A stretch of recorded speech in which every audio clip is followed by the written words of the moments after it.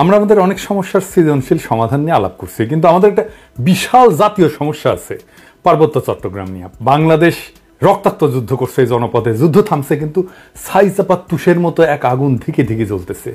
পাহাড় আর সমতলের জনগোষ্ঠীর মধ্যে সন্দেহ আর অবিশ্বাসের বাতাস লঘু হইয়া যায় নাই। আমি মাঝে মাঝে ভাবি, যারা রাষ্ট্র চালায় তারা কি আদৌ সমস্যাগুলো নিয়ে ভাবেন?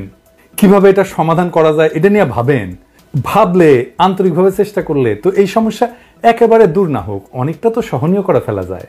রাষ্ট্র সবসময় অপদার্থরা চালায়, তাই কখনো আমরা ভাবতেই পারি না সমস্যাকে দূর করতে হলে কি কি কাজ করতে হবে, কিভাবে সৃজনশীলভাবে সমস্যার সমাধান করতে হবে। আজ আমি পার্বত্য চট্টগ্রাম ইস্যু নিয়ে আলাপ করব। আমার আলাপে সব সমস্যার সমাধান থাকবে না, তবে অন্তত একটা বড় সমস্যার সমাধানের বিষয়ে আলাপ করব।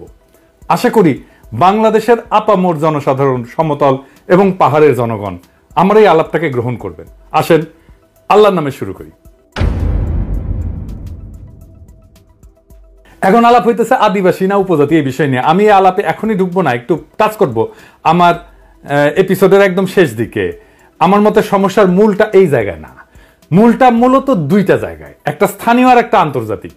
আন্তর্জাতিক বিষয়টা আমি প্রথমে আলোচনা করব, কারণ পার্বত্য চট্টগ্রাম নিয়ে আলাপ করার সময় সেই আন্তর্জাতিক প্রবলেমটা, সমস্যাটা, যেখানে ভারত একটা গুরুত্বপূর্ণ ফ্যাক্টর, সেটারে মাথায় রাখলে আমাদের বিষয়টা বুঝতে সুবিধা হবে এবং সমাধানের পথটা ভাবতেও সুবিধা হবে।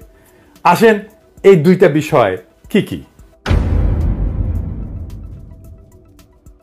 ভারত মনে করতো যে পার্বত্য চট্টগ্রামের নাগা এবং মিজো বিদ্রোহীরা লুকায় আছে এবং তাদেরকে পাকিস্তানের গোয়েন্দা সংস্থা ISI সাহায্য করে। তো এইটার পাল্টা কর্মসূচি না ইন্ডিয়া, যে পূর্ব পাকিস্তানকে দেশটার রাজনৈতিক মূল অংশ থেকে বিচ্ছিন্ন করবে। তো ভারত এইটার উল্টা কর্মসূচি নেয় যে পূর্ব পাকিস্তানকে পশ্চিম পাকিস্তানকে বিচ্ছিন্ন করবে, এবং এই কর্মসূচি নিয়ে আগায় যেতে থাকে। এবং এইটা নিয়ে আগায় যাওয়ার জন্য তাদের গোয়েন্দা মানে রকে সবুজ সংকেত দেয় ভারতীয় নীতি নির্ধারকেরা। অনেক পরে ভারতের গোয়েন্দা সংস্থা তার কর্মকর্তা বি রমন এই সম্পর্কে বলছেন যে এই যে পূর্ব পাকিস্তান থেকে ভারতের উত্তর পূর্বাঞ্চলে ISI চালানো কার্যক্রমের অবসান ঘটাইতে ইন্দিরা গান্ধী পূর্ব পাকিস্তানের বাংলাভাষীদেরকে পাকিস্তান থেকে বিচ্ছিন্ন হওয়া এবং বাংলাদেশ নামে একটা পৃথক রাষ্ট্র প্রতিষ্ঠার ব্যাপারে সহায়তা করতে হবে, এই সিদ্ধান্ত নেয়। এটা বি রমনের বইয়ে লেখা আছে। তো ভারতীয় তরফ থেকে বাংলাদেশের মুক্তিযুদ্ধের সংশ্লিষ্টতার একটা বড় উপাদান ছিল একটা বিশেষ বাহিনীকে পার্বত্য চট্টগ্রাম দিয়ে অপারেশনে পাঠানো। এই বিশেষ বাহিনীর নাম ছিল special frontier force. General Uban ছিল এই ফোর্সের প্রথম ইন্সপেক্টর জেনারেল। 1962 সালের শেষ দিকে এই ফোর্সটা গড়ে উঠছিল। 71 সালে এই জেনারেল উবানি ছিলেন মুজিব বাহিনীর প্রশিক্ষক। মুজিব বাহিনী কি জানেন তো? ছাত্রলীগ, যুবলীগ আর আওয়ামী লীগের যৌথ গেরিলা বাহিনী। এরা কিন্তু যুদ্ধ করেনি, আর আজকে তারা মুক্তিযুদ্ধের সিপাহসালার হয়ে গেছে। শুধু তাই না, উবান ছিল রক্ষী বাহিনীরও প্রশিক্ষক। তাইলে বুঝতে পারতেছেন তো যে ইন্ডিয়ার প্ল্যানটা কি এবং কিভাবে সে প্ল্যানগুলো সাজাচ্ছে তার আশেপাশে। এবং পার্বত্য চট্টগ্রামে যখন 71-এ চূড়ান্ত অপারেশন হয়েছিল, তখন মুজিব বাহিনী না, স্পেশাল ফ্রন্টিয়ার ফোর্স নামে ওই আনকনভেনশনাল বাহিনীকেও ভারতীয়রা পার্বত্য চট্টগ্রাম দিয়ে বাংলাদেশে ঢুকায় দেয়। এবং এই স্পেশাল ফ্রন্টিয়ার ফোর্স অনেক দিন থাকে, এমনকি 1975 পর্যন্ত থাকে পার্বত্য চট্টগ্রামে। তো এই ফোর্সের দায়িত্ব কি ছিল? যে পার্বত্য চট্টগ্রামে যে ভারত নিয়ন্ত্রিত মিজোরাম এবং নাগাল্যান্ডের স্বাধীনতা সংগ্রামী আছে তাদেরকে খুঁজে বের করে এবং নিশ্চিহ্ন করা। এখানেই শেষ না, এই স্পেশাল ফ্রন্টিয়ার ফোর্সের সাথে মুজিব বাহিনী পার্বত্য চট্টগ্রাম দিয়ে যখন অভিযান শুরু করে, এটা নভেম্বরের শেষ দিকে। এরা ত্রিপুরা রাজ্য থেকে পার্বত্য চট্টগ্রামের পানছড়িতে প্রবেশ করে নভেম্বরের শেষে। একদল চাকমা তাদেরকে অভ্যর্থনা জানাইতে যায়, মনে করছে তাদের মুক্ত করতে আসছে। এই জন্য একটা খাসিও নিয়ে গেছিল বেচারারা। আহারে, মুজিব বাহিনী ও স্পেশাল ফ্রন্টিয়ার ফোর্স এই সদস্যদের খাসিটা নিছে, কিন্তু অভ্যর্থনাকারী সবাইকে হত্যা করছিল। তারপর তারা পানছড়ির পাহাড় গ্রামগুলোতে হামলা শুরু করে, বাড়িঘর লুটপাট করে, আগুন লাগায় দেয়, সামনে যাকে পায় তাকেই হত্যা করে এবং মেয়েদেরকে ধর্ষণ করে। তাদের হামলায় পানছড়িতে ওই দিনই নিহত হয়েছিল 32 জন নিরীহ পাহাড়ি। তারপর তারা পানছড়ি থেকে খাগড়াছড়ির দিকে রওনা হয় এবং যাওয়ার পথে 176টা বাড়িঘর জ্বালায় দেয়। 14 ডিসেম্বরেও তারা 22 জনকে হত্যা করে। এই ছিল আওয়ামী লীগের মুজিব বাহিনীর মুক্তিযুদ্ধ। এটাই তাদের কন্ট্রিবিউশন। বাংলাদেশ থেকে ভারতীয় সামরিক বাহিনী চলে যাওয়ার সময় তাদের সেনাবাহিনীর এই স্পেশাল ফ্রন্টিয়ার ফোর্সকে রেখে দেওয়া হয় কক্সবাজারে। 72 সালের জুলাই পর্যন্ত পার্বত্য চট্টগ্রামে অপারেশন চালায়, তারপরে তারা প্রত্যাবর্তন করে। কিন্তু সবাই যে চলে গেছিল তা কিন্তু না, কারণ মুজিব যেদিন জয় বাংলা হয় না 1975-এ, ওই সময় পার্বত্য চট্টগ্রামে অপারেশন চালানো একটা ভারতীয় হেলিকপ্টার বিধ্বস্ত হয়। রেকর্ড রে ভাই। মুজিব মূলত পার্বত্য চট্টগ্রামকে ভারতের হাতে তুলে দিছিল। আমি আর সেই ইতিহাসে গেলাম না, কিন্তু এখন পার্বত্য চট্টগ্রাম নিয়ে ইন্ডিয়ার পরিকল্পনাটা কি? ইন্ডিয়ার একটা দুর্বল জায়গা আছে চিকেন নেক, তাই না? আপনারা জানেন, যেটা দখল নিতে পারলে সেভেন সিস্টার জয় বাংলা হয়ে যাবে, আলাদা হয়ে যাবে। ইন্ডিয়া সেটা নিয়ে সবসময় একটা প্যারার মধ্যে থাকে। আমাদেরও একটা উইক জায়গা আছে, সেটা হইতেছে ফেনী, যা আমাদের বাংলাদেশ মূল ভূখণ্ডের সাথে পার্বত্য চট্টগ্রামকে যুক্ত করছে। ওই জায়গা দিয়া পার্বত্য চট্টগ্রামকে যদি আলাদা করে দিতে পারে ইন্ডিয়া, তাইলে চিকেন নেক নিয়ে তার না ভাবলেও চলবে, মুফতে একটা সমুদ্র বন্দর পাওয়া যাবে। তাই সে পার্বত্য চট্টগ্রামের সবসময় বিচ্ছিন্নতাবাদীদেরকে অকাতরে সাপোর্ট দেয়, শান্তি বাহিনীকে সাপোর্ট দিচ্ছে, কুকিজিনদের সাপোর্ট দেয়। তারা জানে পার্বত্য চট্টগ্রাম যদি বিচ্ছিন্ন হয়ে আলাদা রাষ্ট্র হয়ও, তাইলে এই ল্যান্ড লক একটা অতি অল্প জনগোষ্ঠীর ভূখণ্ডের ইন্ডিয়ার উপরে সর্বাংশে নির্ভর করা ছাড়া আর উপায় নাই। আর ওই অংশটা ইন্ডিয়া খায়া ফেলতে কোনো সমস্যা হবে না তখন। তবে আমরা এই সমস্যার কথা কম বেশি সবাই জানি। যে দ্বিতীয় যে সমস্যা, যেটার কথা আমরা একেবারেই জানি না, আলাপ করি না, সেই সমস্যাটা কি? আসেন সেটা নিয়ে আলাপ করি। এটা খুবই জটিল এবং কম আলোচিত সমস্যা। এই প্রসঙ্গে আমি আর একটা আলোচনা করে নিই, আপনাদের বুঝতে সুবিধা হবে। হংকং আর চায়না মেনল্যান্ড, এই দুইটা ভূখণ্ড কিন্তু একই দেশের হইলে সিস্টেম আলাদা, অর্থনৈতিক সিস্টেম আলাদা। হংকং অশান্ত না? আপনি একই দেশের দুইটা সিস্টেম করলে সেটা অশান্তির একটা বীজ হয়ে থাকে, যদি খুব ভালোভাবে ম্যানেজ করা না যায়। কারণ দেশ বা রাষ্ট্র একটা শরীরের মতো, এটার একটা রাজনৈতিক অর্থনৈতিক সংহতির দরকার পড়ে। ইকোনমিক সিস্টেম আলাদা হইলে রাজনৈতিক সংহতি রক্ষা করা দূর হয়ে যায়। কেন? মার্কস বলছেন যে রাজনীতি হচ্ছে অর্থনীতির একটা ঘনীভূত রূপ। অর্থনীতি যেমন, সেটাই রাজনীতি হইয়া দেখা দেয়। কথাটা খুবই সত্য কথা। একটা দেশের ইকোনমি যেমন, তার রাজনীতিটাও তেমন। এটা নিয়ে পরে আবার বিস্তারিত আলাপ করা যেতে পারে, কিন্তু আপাতত আজকাল আলাপের জন্য এইটুকু জানলেই চলবে। পার্বত্য চট্টগ্রামের ইকোনমি কি আলাদা? হ্যাঁ, আলাদা। ওদের ইকোনমি ভূমি নির্ভর। ওদের বর্তমান ভূমির মালিকানা ব্যবস্থা খুবই জটিল এবং বহুমুখী একটা কাঠামোর উপর প্রতিষ্ঠিত, যা ঐতিহাসিক, সামাজিক, সাংস্কৃতিক এবং প্রশাসনিক অনেকগুলো কারণের মিশ্রণ। তিনটা স্তরে এদের ভূমি ব্যবস্থাপনা। এক নাম্বার, ঐতিহ্যবাহী ভূমি মালিকানা ব্যবস্থা।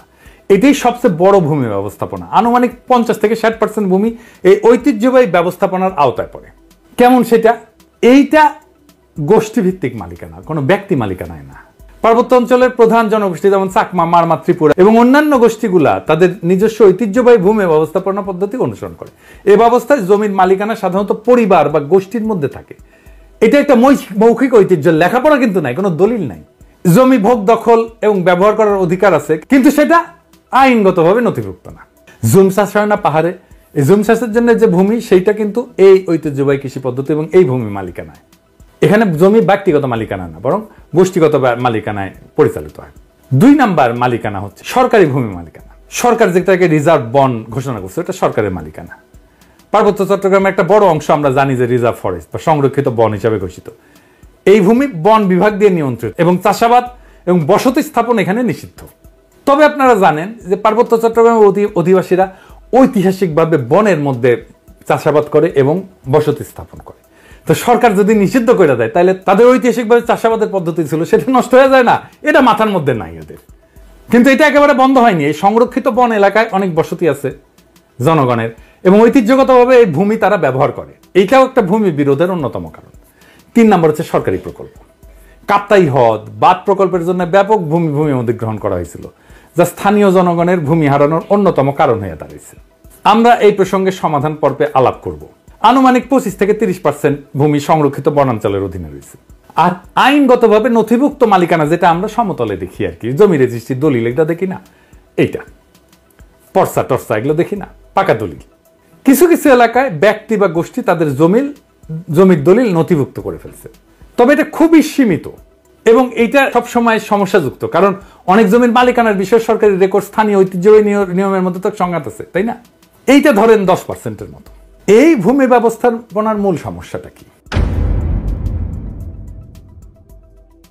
সমস্যা হচ্ছে যে পার্বত্য জনগোষ্ঠী তাদের এই ঐতিহ্যগত নিয়মে জমি ভোগ দখল করলেও সরকারি আইনে তো স্বীকৃত না এটা। তারপর ধরেন উন্নয়ন প্রকল্প, যেমন কাপ্তাই জল বিদ্যুৎ কেন্দ্র এবং সমতলের অনেক মানুষ আসছে পার্বত্য অঞ্চলে, ফলে স্থানীয় জনগণের জমি হারানোর ঘটনা ঘটছে। আবার আরেকটা জিনিস বললাম যে রিজার্ভ সংরক্ষিত বন এবং কৃষি জমি নিয়ে যে সংঘাত, ওইখানে তারা বসতি স্থাপন করে, ওখানে কৃষি কাজ করে। সমতলের অনেকে বলে যে আমরা কেন পার্বত্য চট্টগ্রামে গিয়ে জমি কিনতে পারবো না, ওরা তো এসে সমতলে জমি কিনতে পারে। সমস্যা বুঝছেন তো? আপনি কার কাছ থেকে জমি কিনবেন? দলিলই তো নাই। দলিল তো মুখে মুখে, মালিকানা তো ব্যক্তির না রে ভাই, মালিকানা সামাজিক, এবং প্রায় 60% জমির মালিকানা এরকম। তো এই বাস্তবতাটা তো বুঝতে হবে। দেখেন এই সমস্যার সমাধান কি? ওয়ান কান্ট্রি টু সিস্টেম ব্যবস্থা আমাদের চালাইতে হবে ততদিন পর্যন্ত যতদিন না ব্যাপক সংখ্যাগরিষ্ঠ পাহাড়িরা এই সিস্টেম বদলানোর জন্য দাবি না করে। আমরা এই ব্যবস্থার জন্য হংকং এর অভিজ্ঞতা, স্কটল্যান্ড, উত্তর আয়ারল্যান্ডের অভিজ্ঞতা কাজে লাগাতে পারি। এইটা করে ঐতিহ্যবাহী ভূমি ব্যবস্থাকে আইনি স্বীকৃতি দিতে পারি এবং পুরো পার্বত্য চট্টগ্রামকে আমরা গ্রিন ইকোনমির আওতায় আনতে পারি। তাহলে আমাদের এই ওয়ান কান্ট্রি টু সিস্টেমটা ভালোভাবে বাস্তবায়ন করা যাবে। অর্থনৈতিক উন্নয়ন আর স্বাতন্ত্র্য 2 লক্ষ্যই অর্জিত হবে। পার্বত্য চট্টগ্রামে ব্যাপক অর্থনৈতিক উন্নয়ন করলে, পাহাড়িদের আয় আর জীবনযাত্রার মান বাড়াইলে বেশিরভাগ সমস্যার সমাধান হয়ে যাবে। আসলে এই গ্রিন ইকোনমিটা কি আর কিভাবে এটা ইমপ্লিমেন্ট করা যায় সেটা দেখি, বাস্তবায়ন করা যায়। গ্রিন ইকোনমি হলে এমন একটা অর্থনৈতিক ব্যবস্থা যা পরিবেশকে রক্ষা করবে, টেকসই উন্নয়নকে প্রাধান্য দেবে এবং এইটাই প্রাকৃতিক সম্পদের সঠিক ব্যবস্থাপনা, পরিবেশ বান্ধব প্রযুক্তি ব্যবহার এবং সবুজ কর্মসংস্থান তৈরির মাধ্যমে অর্থনৈতিক উন্নয়ন এবং পরিবেশ রক্ষার মধ্যে একটা ভারসাম্য আনবে। এবং আমরা পার্বত্য চট্টগ্রামকে যদি একটা সংরক্ষিত এলাকা বলে ঘোষণা দিয়ে গ্রিন ইকোনমির আওতায় নিয়ে আসি, তাহলে অনেকগুলো সুবিধা পাওয়া যাবে। স্বাতন্ত্র্য রক্ষা তো হবেই, পাশাপাশি অর্থনৈতিক উন্নয়ন সম্ভব হবে। সুবিধাগুলো এক এক করে আলোচনা করি। যেমন ধরেন, প্রাকৃতিক সম্পদের সংরক্ষণ করা যাবে। সংরক্ষিত এলাকায় অরণ্য, বন্যপ্রাণী এবং জীববৈচিত্র্য রক্ষার জন্য সঠিক ব্যবস্থাপনা গড়ে তোলা সম্ভব হবে এবং এর ফলে টেকসই একটা বন ব্যবস্থাপনা, যেটাকে সাস্টেনেবল বন ব্যবস্থাপনা বলা হয়, এবং পানি সংরক্ষণ, কার্বন নিঃসরণ হ্রাস করা যাবে এবং পরিবেশ বান্ধব কর্মসংস্থান তৈরি করা যাবে। কিভাবে? ধরেন ইকো ট্যুরিজম, জৈব চাষাবাদ, প্রাকৃতিক পণ্য উৎপাদন এবং স্থানীয় কারুশিল্পের মাধ্যমে স্থানীয় জনগণের জন্য কর্মসংস্থান সৃষ্টি করা যাবে। পরিবেশ বান্ধব উদ্যোগ নেওয়া যেতে পারে, যেমন সৌরশক্তি প্রকল্প, জৈব প্লাস্টিক উৎপাদন প্রকল্প, এইগুলো তৈরি করা যেতে পারে। এবং যেহেতু আমরা এখানে কার্বন নিঃসরণ কমাবো, তাই আন্তর্জাতিক সহযোগিতা পাওয়া যাবে প্রত্যেকটা প্রকল্পে। শুধু আন্তর্জাতিক সংস্থার সাহায্য, টাকা পয়সায় না, প্রযুক্তিগত সহায়তাও নেওয়া যাবে এবং পরিবেশ বান্ধব ট্যুরিজম গড়ে তোলা যায়। এখন যে ট্যুরিজম আছে এটা পরিবেশ বান্ধব না, এটা আয়ের একটা গুরুত্বপূর্ণ উৎস হতে পারে। আর সামাজিক উন্নয়ন জনসাধারণের, যেমন ধরেন স্থানীয় জনগণের শিক্ষা, স্বাস্থ্য এবং আর্থিক অবস্থার উন্নতির জন্য প্রকল্প নেওয়া যেতে পারে, যেটা তাদের জীবিকার বিকল্প উৎস হিসেবে কাজ করবে। যারা বনাঞ্চলে কাজ করতেছে, যারা বনাঞ্চলে আবাদ করতেছে বা বাসস্থান করতেছে, তাদের জন্য একটা বিকল্প, একটা কর্মসংস্থানের উৎস আমাদের খুঁজে বের করতে হবে। এবং স্বাতন্ত্র্য রক্ষার জন্য এই প্রত্যেকটা প্রকল্পে স্থানীয় সম্প্রদায়ের অংশগ্রহণ নিশ্চিত করতে হবে। স্থানীয় জনগোষ্ঠীকে সিদ্ধান্ত গ্রহণ এবং ব্যবস্থাপনার অংশীদার করে ফেলতে হবে। তাদের ম্যানেজমেন্টে পার্টিসিপেশন ছাড়া আমরা কোনো কাজ করব না। তাদের সাংস্কৃতিক ঐতিহ্য এবং জীবনযাত্রাকে সম্মান জানায় উন্নয়ন পরিকল্পনা করতে হবে সব সময়। সংরক্ষিত এলাকাকে বিভিন্ন জোনে ভাগ করা যেতে পারে। যেমন ধরেন কোর জোন, যেটা সম্পূর্ণ সংরক্ষিত এলাকা, যেখানে মানুষের প্রবেশ সীমিত থাকবে।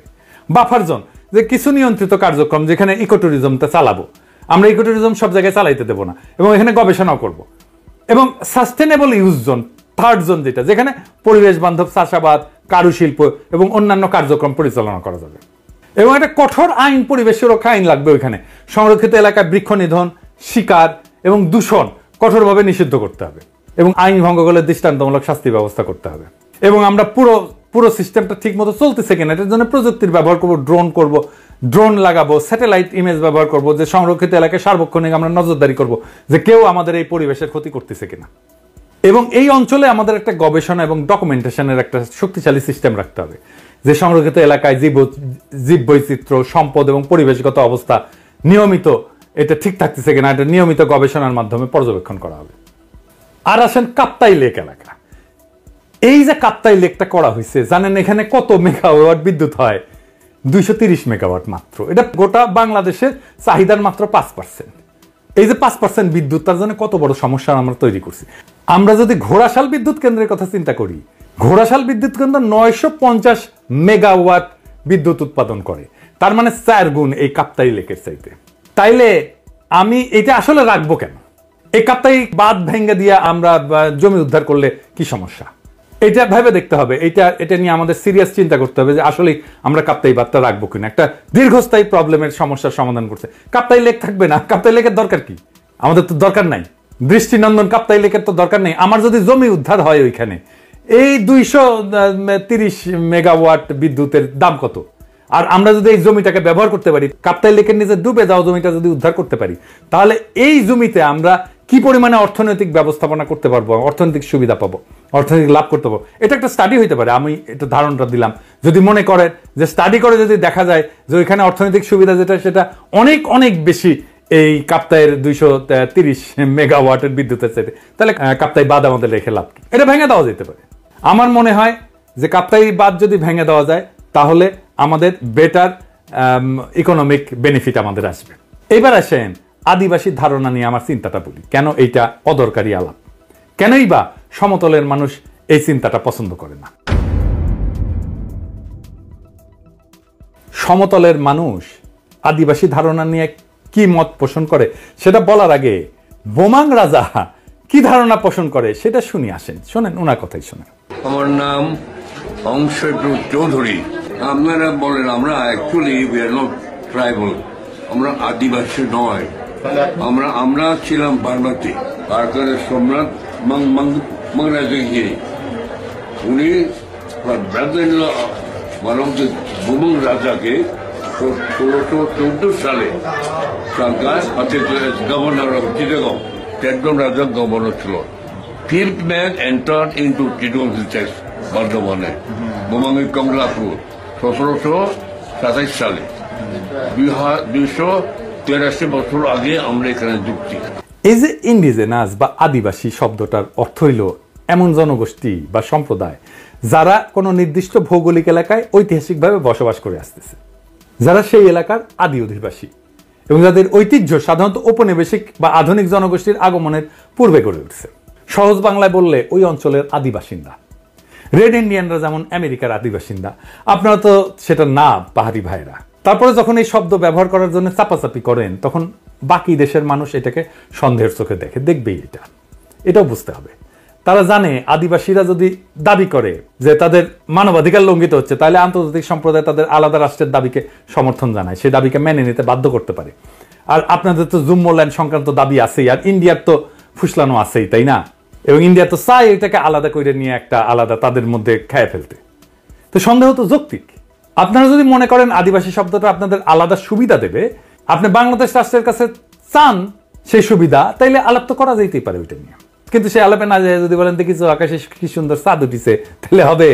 পাহাড়ে সবাই যেমন বিচ্ছিন্নতাবাদী না, এটা যেমন সত্য, তেমন সমতলের সবাই আপনাদের ব্যাপারে ইনসেনসিটিভ বা অসংবেদনশীল না, এটাও তেমন সত্য। তাই আসেন দুই পক্ষকেই বলি, সংঘাত আর অবিশ্বাসের কালকাটায় আমরা নতুন ইতিহাস গড়ি। হাসিনা বিরোধী লড়াইয়ে পাহাড়ি ভাই বোনেরা আমাদের কাঁধে কাঁধ মিলায় লড়াই করছেন। আমরা এই ঐতিহাসিক ঐক্যকে সাথে নিয়ে আগায় যাই। আমরা এমন এক বাংলাদেশ গড়ে তুলি যার গর্বিত মালিক হবে হিন্দু, মুসলমান, পাহাড়ি, সমতলি, চাকমা, বাঙালি সকলেই। বৈচিত্র্যের মধ্যে আমরা গড়ে তুলব এক মহান ঐক্য, এক নতুন বাংলাদেশে, যে বাংলাদেশের স্বপ্ন দেখেই জুলাই আগস্টের হাজারো শহীদেরা চোখ মুছছিল, শেষ নিদ্রায় গেছিল। আসেন আমরা সেই স্বপ্নকে বাস্তব করে তুলি। ইনকিলাব জিন্দাবাদ।